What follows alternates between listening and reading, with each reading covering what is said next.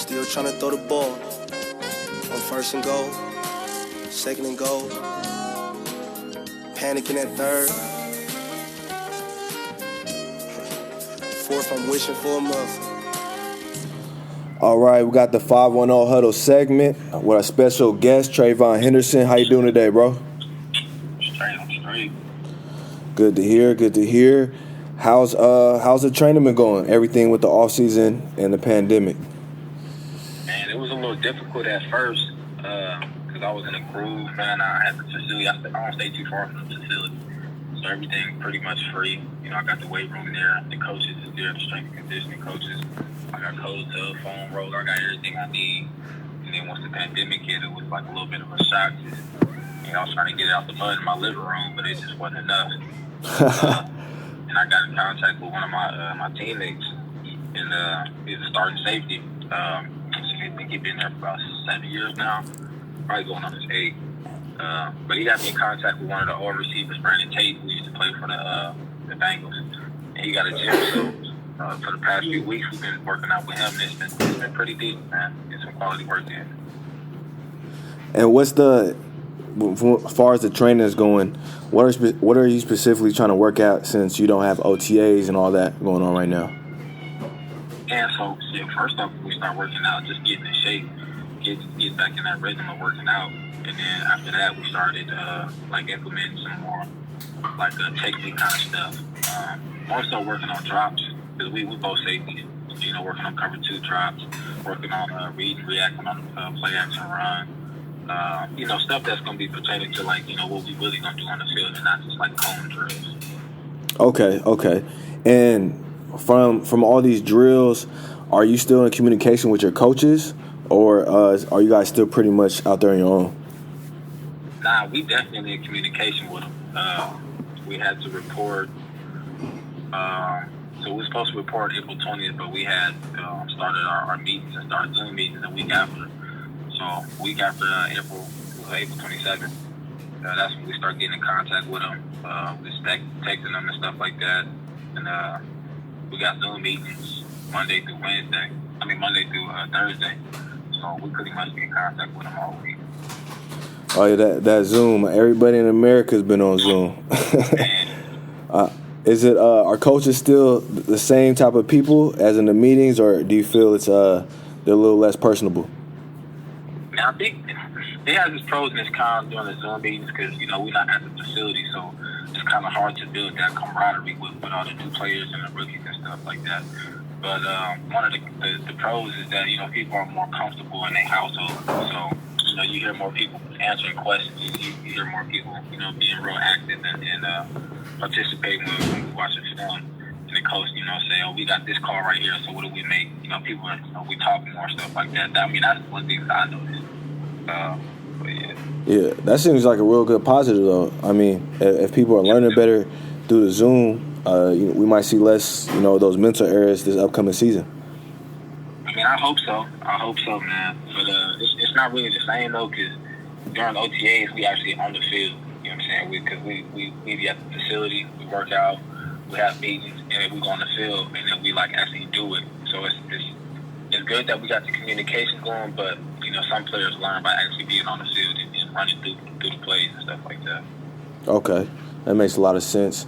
And in your time, you've been around a lot of great athletes from going, from Grant High School in Sacramento to Hawaii, then to the NFL. Which athletes in the NFL have stuck out to you? This dude is different, something you haven't seen before. Man.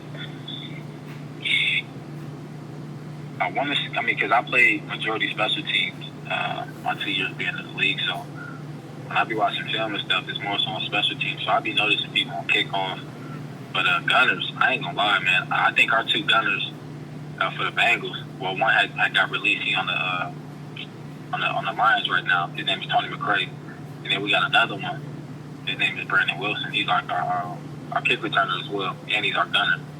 But I ain't gonna lie, man. Them 2 dudes, bro, they be so fast and quick, bro. I ain't gonna lie, them boys legit at what they do. And we're speaking of gunners, and you study, obviously, special teams, a big part of the game. do you look at a person like you say, Matthew Slater, who's been in the league, 12 years being a gunner? Is that someone you look at, or do you pretty much focus on, your job and your team? I mean, I study both, because, I don't play gunner per se. Okay. I'm more so the guys who stop the gunner on proper time. But we played against him, too. Much respect to him. And it was another one, too. I forgot what his name was. But much respect to them dudes, man. Those are one of the key guys that we were, really focusing on when we played them that week. See, what's the other part of the question? No, you answered full. I was just trying to see, as far as the special team aces that, I think of in the league, is Matthew Slater. My whole life, this dude, I think, has 5 career catches and, Pro Bowl after Pro Bowl as being a special team ace. So just seeing if you study or watch other special team aces, since that's your role at the time being. Oh, yeah, definitely. Our special teams coach been coaching for, I want to say 17 to 20 years. So they've definitely seen some legit players and start pointing out players that I never even noticed. And, a critic of yourself and take the coaching and try and apply it to the field. But I watch both. I watch myself and other players as well. Okay, and with the work, obviously you're a professional, everyday grind. But what has been, I would say, your funnest or your favorite moment so far in the NFL? Man, I think it's in all stages of the game, whether it be not stages, but levels. Pop Warner, high school, college, and NFL. It's just building that brotherhood. Because I keep in contact with guys from all levels: Pop Warner, high school, college, and NFL. Whether they still on the team or they go to another team, it's just building that brotherhood, that friendship, and I think that's just really what it is. Football is fun too, but building those real bonds with people off the field is something that you can't really take for granted. No, I completely agree, because if you think of life, really outside of sports, it's hard to build that many real relationships. I mean, you're with 50 plus guys, all the time. You have no choice but to build relationships, and those last a long time. So, I mean, me playing football, obviously, high school, college, you appreciate those. Definitely. That's so deep. And so with, outside of playing special teams, and, you've been in the NFL for 2 years, what is your top professional goal, as an NFL player? Man, to be honest, because I haven't really played too much on defense, I had battled some injury, and it was kind of hard trying to get back. By the grace of God, I was still able to stay on the team, play some special teams. But as of right now, man, I just want to play defense. To be honest, I want to get on the field, get some hits in, pick the ball off, and win some games and celebrate with my guys. Man, I just want to play defense as of right now. And then as I play more defense, then more goals and stuff to start to add on. To get this many tackles or get the X amount of picks this time, or stuff like that. But as of right now, man, I just want to play defense. I feel like it's a great goal, and you have an opportunity to do that.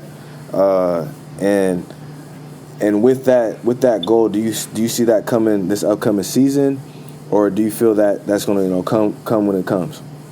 Man, definitely feel like that's going to come this upcoming season. I messed my knee up my first year, and I ain't gonna lie, from there, kind of messed my head up a little bit trying to bounce back, and having some knee pains and stuff during training camp, and still having knee pains during the season. But right now, man, my mental is much more stronger. My knee feels better. I feel like I just got a different aura to myself, and I definitely believe that I have more than what it takes to get on the field as far as defense goes. So I'm ready. Oh yeah, definitely. I mean, I've seen definitely watching some of your film. You made a lot of plays at safety in the preseason. Picking the ball off. It was your size and range. So I definitely see that happening, man. It's going to be exciting. Appreciate that.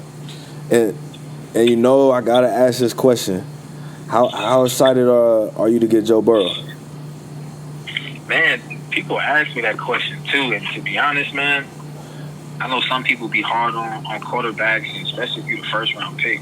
You know, there's been a lot of first round picks that's been bust, whether they was a quarterback, D lineman, O-line, it don't matter. You know, there's been some bust the overall first round pick.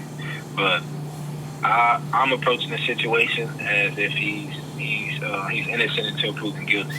But with me being the teammate, even if he is not doing good, it's our job to rally behind him and pick him back up. You know what I'm saying? That's what real teammates do. You know what I'm saying? I feel like that's what really get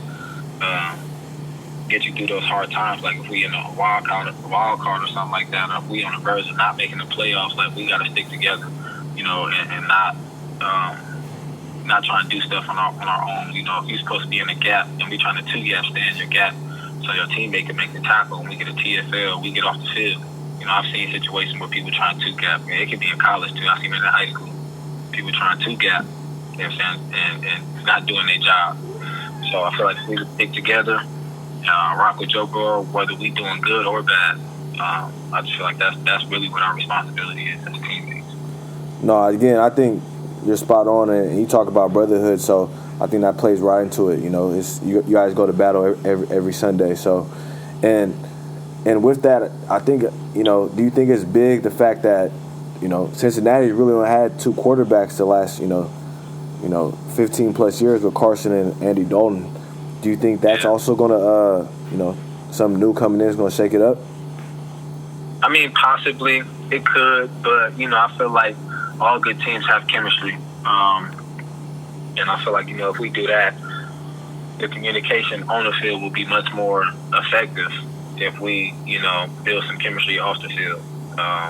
Whether deal with a receiver and a quarterback on the timing, how the ball is supposed to be placed on certain routes, or a lineman and a running back and how he wants that to be blocked, or where a running back want to run, or communication between the corner and the safety, how they going to play a certain route in different covers. Like, I just think the chemistry between the team is going to be real vital for anybody.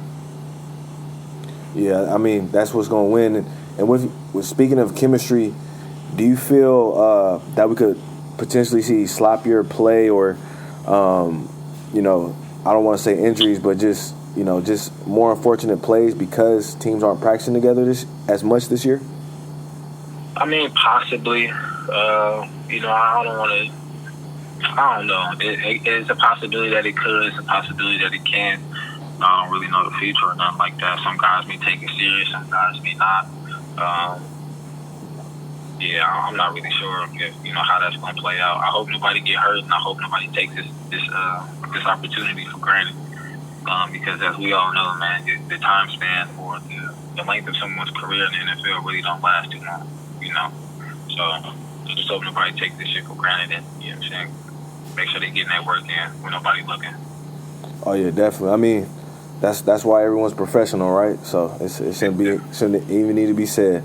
I was listening to I forgot who was saying it on a podcast. They were just saying how teams with good defenses or run games can really dominate this season because it's going to take offense a while to get their flow. Do you think that could be a possibility that a team, let's say like the Bengals, who have a good defense and a run game, could take advantage? I don't know. I'm not really sure. We got new players on the team and stuff like that, and I'm always be a firm believer that we could definitely do some damage, whether it be in the kicking game, offense, or defense. But right now, it's just a little too early to say. I don't want to speak for myself about what I'm gonna do, how I'm gonna play, and all that stuff. I'd rather see, how we do on the field. Once we are able to go back to the facility, and I'm able to, see what we really got, I could get a better idea about that part. But I'm always rocking my guys, man. You know that. Yeah.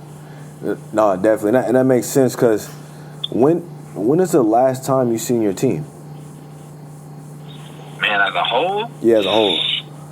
Yeah, like December. I think that's when we played our last game. Like December 28th, one of them. Wow. I think it's probably the 29th. So you haven't seen your team in a new year. That's crazy. We're halfway through the year. Damn, bro. I've seen a few of them, you know what I'm saying, but not a lot. not enough. Yeah, not that, hey coach, the whole offense, defense, that's None of them boys. Hopefully, I think June 1st, all sports are supposed to open back up, so hopefully you guys, link soon. I appreciate you coming on, and before I let you go, I ask every DB, who is your top 5, not top 5, if you could put together your perfect defensive backfield, corner, nickel, and 2 safeties, who would it be? Like in of all time. Right? All time. All time. And I ain't gonna lie, B-Dog, Ryan Dog is my favorite safety. So I'm gonna definitely throw him in there. Ed Reed was definitely a ball hawk. So I'm gonna throw him up in there. I'm gonna have B-Dog in the box. I'm gonna have Ed Reed roaming into the middle of the field. And as far as the corners go, man, I think Chad Bailey might have some crazy numbers at corner. That other spot, I don't know who I'm gonna throw there. I'm thinking Revis, but that's just off the top of my head. And that other spot is up for grabs. But right now, my 2 safeties, Ed Reed, Brian Dawkins, Chad Bailey got the corner spot. And yeah, I don't know who I'm gonna throw on the right side. I like that list. I think you're the first person to say Champ. I get a lot of Revis, Dion, C. Wood, so I like that. Champ's really underrated. He was dominant. Yeah, definitely, he really was. And not to mention, man, people don't understand, Champ come down and hit you. Oh yeah. Champ comes down and make plays. He'll put a shoulder on your head.